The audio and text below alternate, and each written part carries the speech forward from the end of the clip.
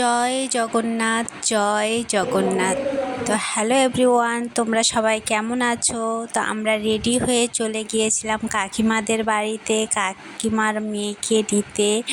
তো আমরা এখন সবাই মিলে যাচ্ছি টোটোতে করে, আমি, আমার দিদি, আমার মা আর আমার কাকুর মেয়ে।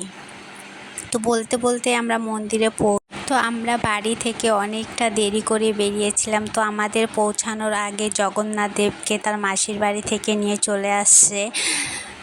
তারপরে আমরা ওখানে গিয়ে ভোগ দিয়ে তারপরে উপরে চলে গেলাম, রাধা গোবিন্দকে দর্শন করে চলে গেলাম প্রসাদ নিতে। এখানে খুব ভিড় ছিল, তো দেখো লাইন দিয়ে আমরা নিয়েছিলাম।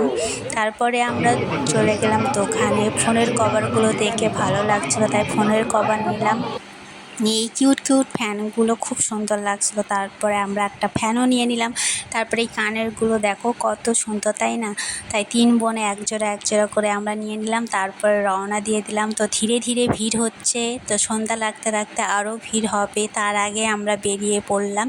তারপরে আমরা এই কুলফি খেলাম, কুলফি খেয়ে ফুচকা খেলাম, খেয়ে এখানে মা জিলাপি নিচ্ছিলো। তারপরে এখানে কতগুলো জিনিস মা দেখছিলো, তো এখানেও টুকিটাকি জিনিস যা নেওয়ার ছিল মা নিয়ে নিয়েছে।